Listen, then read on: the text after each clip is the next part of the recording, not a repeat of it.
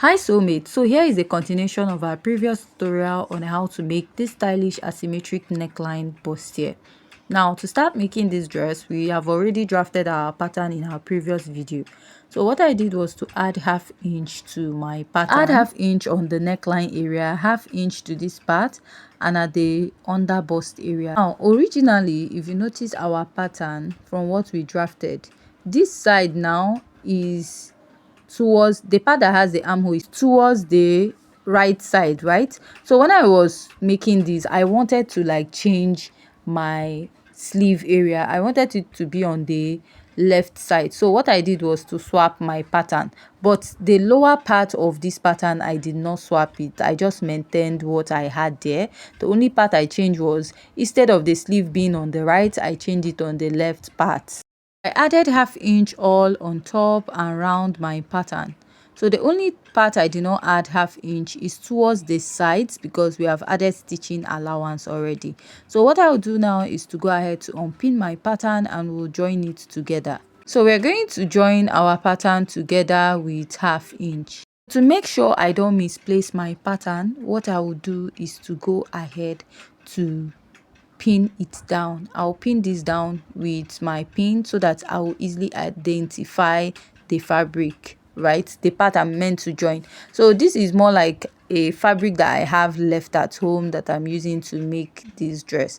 So also on the lining part, go ahead to iron your stay or your soft gum stay on it. So anyone you have, just go ahead to make use of it. So I'll also go ahead to join the upper part of the dress. Now before joining on the main fabric, I'm going to iron my wadding. So the wadding I have is not the thick one, right? It's the light one. So I'll just go ahead to cut out. Did not add half inch at the upper part and lower part. The only part I added half inch was in front. So this is what I have. I'll just make a mark where it meets, then cut it out. So this is the center part. After cutting out, I went ahead to iron it down. So I'll be stitching the upper part with half inch. Place it this way, especially this part, right? You might think that you have an SS. Please, it's not an SS. Just place it very well and it's going to match. Repeat the same thing on the lining. I'm done joining the upper part and the lower part, right? So what I'll do is to join it together.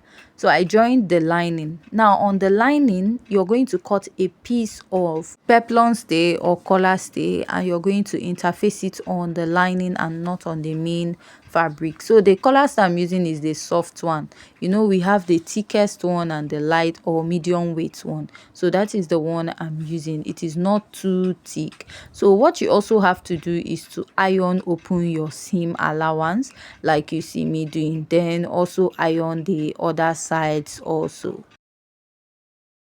If you have any questions so far on any part of this video you do not understand, please kindly go ahead to ask. So after ironing this, we are going to also iron open the other parts of this lining, right? So this is what I have after I'm done ironing. Now the next step is the front part. The main fabric, I also went ahead to iron it, right? To iron all the seam allowance open. Now you're going to pin this and you'll be joining it with half inch by the sides of your dress. So make sure you secure it with your pin so that it will be very easy for you to do that. So you're also going to pin the neckline area. Make sure that it matches, right? So I'll just go ahead to do that. It is very important for you to pin before stitching this dress because of the asymmetric neckline. So you go ahead to stitch with half inch all the way round, following the shape of what you have all the way to the lower part of this dress, right? You're going to stitch the armhole of this dress and follow the neckline. Please do not stitch the armhole of the other side. After you're done stitching, what you do is to go ahead to notch. I'll go ahead to notch the neckline of this dress. It is very, very important. Then I have an excess lining. What I will do is just to trim it off. When you're doing this, you also want to take your time. Now, not just notching the neckline, you're going to notch the sides of your pattern so that it's going to relax very, very well. You're going to notch the lower part also, that part that has that little curve. Now, after you're done notching, you're going to flip it open from the armhole, that armhole that you did not stitch. That is where you're going to turn it from. Now let's go ahead to iron this out. I'll be using my Tailor's ham to iron out. If you don't have, you can go ahead to make one for yourself. I'm ironing the bust area very well so that it's going to relax. So when you're making this dress, I forgot to add this towards the asymmetric neckline area. The same way I ironed peplum stay to the lower part, you can add peplum stay towards that asymmetric neckline area if you want to have like a more structured neckline.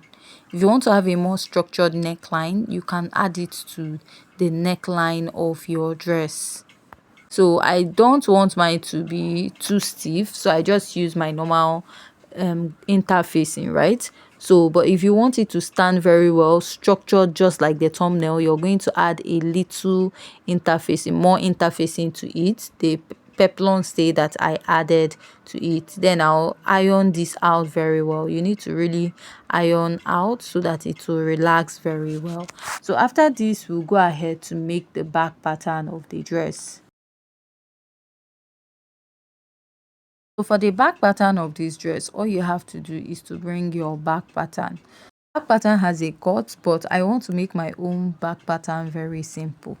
Now for this back pattern, you're going to add 1/2 inch all through the neckline, the shoulder, the armhole area, and then you're going to cut the sides the same. Without adding 1/2 inch, add 1/2 inch at the lower part and do not add at the zipper.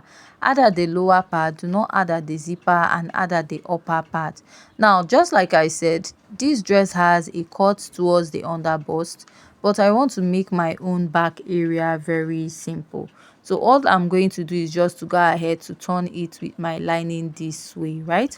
But before turning with your lining, you're going to iron an interfacing to the lining part of your dress, just like we did for the front. You can iron an stay or pepper stay, whatever one that you have. So for this part of my dress, I had to like join the fabric because that was the remaining fabric I had. This is the old fabric I had, so I'm just making use of it. So now by the side, I'm going to cut out my peplum stay.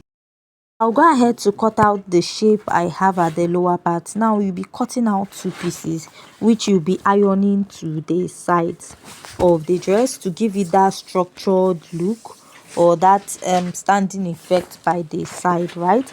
Just like we did for the front.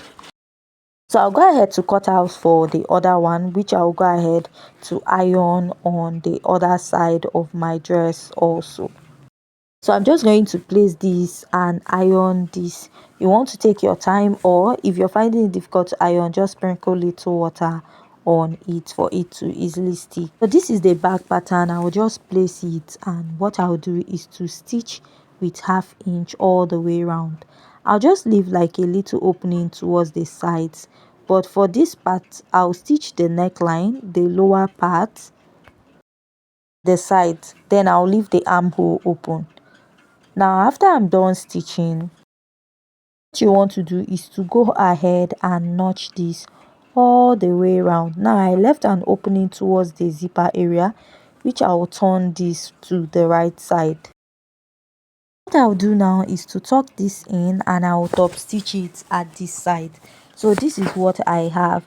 Now I'll attach a zipper at the back of my dress, right? I'll add my zipper. But before going ahead to add the zipper, you want to sew the darts at the back of the dress.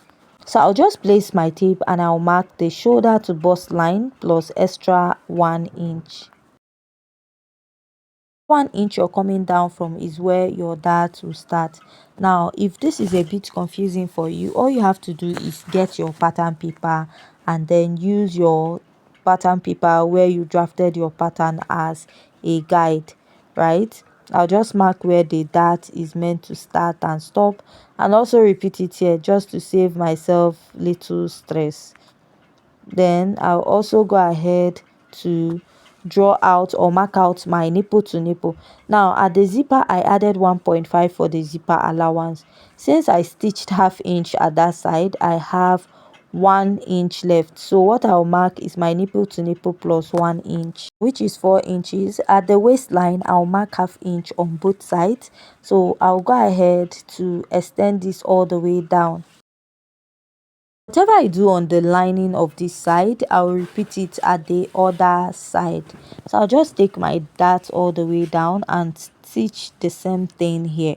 So after stitching, we are going to add the zipper to the back of this pattern. Now the next step is to join the front and the back pattern together. Now we're going to join the shoulder area first. Place the two shoulder together. Use one of the back to wrap. So after wrapping it at this point, this is what I have on both sides. I want to cut out my sleeve, but I'll be using the freehand method. All I'll do is to measure the armhole. What I have left is 9 inches at the armhole. So I'll just go ahead to mark half inch, which is a starting line, and I'll mark my sleeve cap height. To get your sleeve cap height is your bust measurement divided by 12 plus 0.5 inches. So I'll just draw out a curve from that upper part to the lower part. Please, sorry, I didn't know the chalk mark was not really visible here. So that 9 inches I marked, I'll measure a curve that is about 9 inches and I will mark. Then the next step is to get my full sleeve length plus extra 1 inch for folding allowance, right? So after getting that, I'm going to cut out the excess.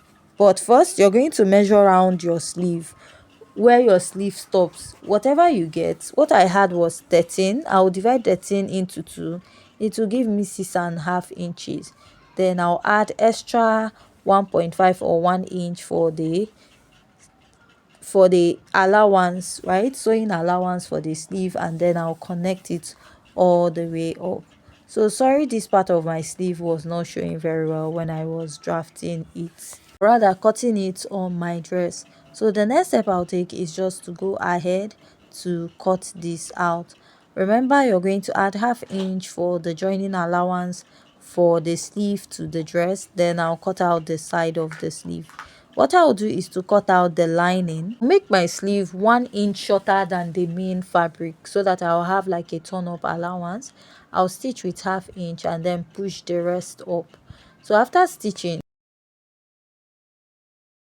I'll notch the center. Then I'll go ahead to attach this to the upper part of the sleeve. Right, you're going to place the right side of the fabric facing the right side of the sleeve and then join with half inch to the end. After joining, I went ahead to pin it down. Now we are going to shape the dress.